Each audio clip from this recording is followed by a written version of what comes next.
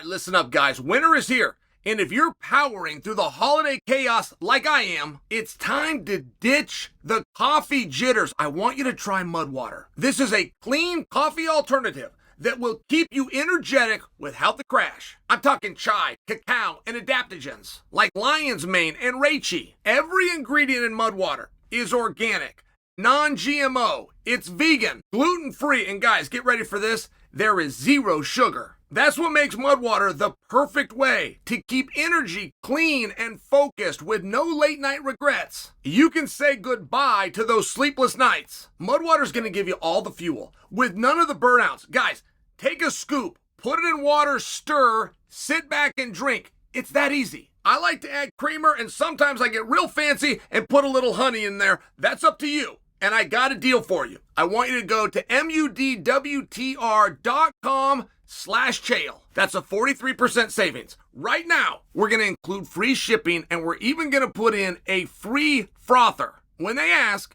tell them I sent you. Get a new boost in life this winter with Mud Water. Head to mudwater.com right now. Get your starter pack today or just click on the link below. I had a very interesting experience this morning. So I'm thumbing through the dirt sheets, okay? Now take this from my perspective. There's two articles. They're basically matching articles. There is a very big former champion that's a star of the mixed martial arts. His name is Conor McGregor. He is claiming that he's going to get $250 million to go box Logan Paul in India for a billionaire investor who wants to bring attention and tourism to India. I scroll down a little bit, and there is an article on a former boxing champion who's a very good star named Tyson Fury, who says he is going to switch sports. He is going to come over to the mixed martial arts. Now, oddly, more people had clicked on, more people had engaged with, and more people had commented on Conor's version, of which not a single word is true. You got to understand, Conor's not boxing Jake Paul. There is not a billionaire in India looking to bring people over and change tourism. That is something exclusively done by a government, and that government is done in one place, which is in the Middle East. And third, there's no check for $250 million. So he kind of went right down the list of joking. He's kidding. You're not supposed to believe any of that to be true. One thing about a billionaire that is willing to spend that money for whatever the reason is he's one of the people that don't like, and I will tell you this, if you are really rich but you don't have fame, that bothers them. The only thing worse is to be really famous and not to be rich. So if there was somebody that was handing out $250 million checks, he's not going to an Irishman under contract with the UFC, an American under contract with the WWE, bringing them to India and going to walk around known as Rich India Dude. He is going to give you his name every chance that he has. That is the commodity that he's getting in exchange for the ridiculous sum of money. I mean, just so you understand, there was no truth. There's no India new boxing league. There's no Conor and Paul. There's no $250 million. There was no part of the story that was true, but let's take a look at Tyson Fury's. Now, while Tyson Fury's would sit on the long shot of happening, Tyson Fury has done a few long shots. And while Tyson Fury's would sit in the idea of, I have a hard time believing that, Tyson Fury within the last 2 years has done 3 things that fell into the category of, I have a hard time believing that.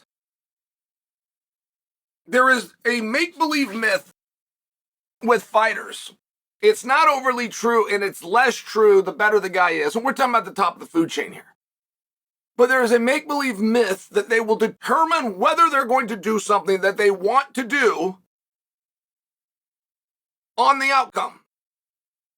A number of people would dismiss Tyson Fury in the idea of him fighting, in this case, Francis Ngannou, in the PFL in the Middle East. They would dismiss that outright without hearing what Tyson has to say, without hearing what Tyson's motives are. They would simply dismiss it and say, oh no, he would get his ass kicked. But if I was to ask you, any one of you, for a very large payday, would you fight? You'd stop me right there, and the answer would be yes. So, you do it, and you're not even tough or brave.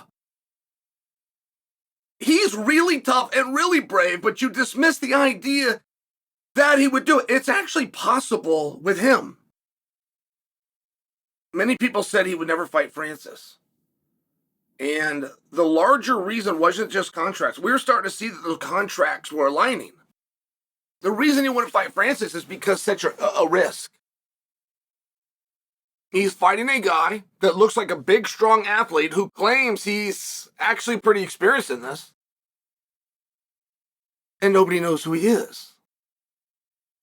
The fight that fighters don't want to do is the really hard fight against a guy that's not known for being really hard. That will step in and interfere with the deal. What will not step in is he wouldn't do it because you believe he would get his ass kicked. It's the ass kick business. Do you make believe two weeks ago when Tyson Fury lost to Usyk that Usyk didn't get his ass kicked? Because he did. Which is why he went to the hospital afterwards. Which is why you can barely understand his interviews after the fact. Two guys kick each other's ass. And then you see who kicked the other guy's ass more. Do you understand this concept?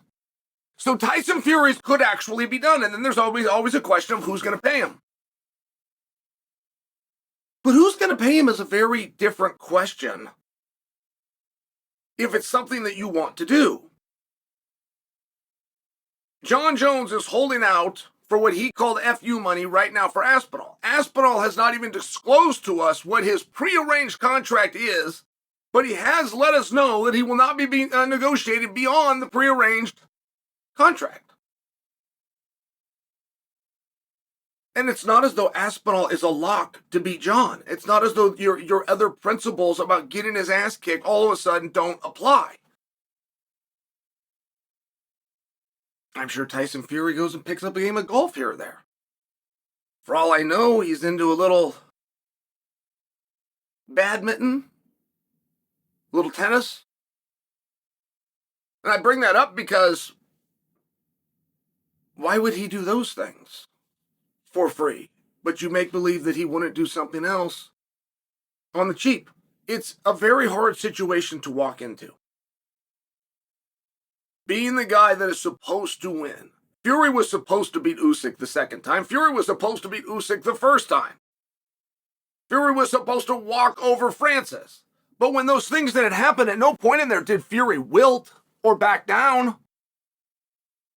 As a matter of fact, the last time, which was the first time he lost to Usyk, he called Usyk out in a rematch and even demanded an execution of a part of his clause, which was the immediate rematch clause, which not very many guys do. Many, many guys have that written in their contract, but as soon as they get in a situation that was harder than they thought it was going to be, they don't always look to activate that.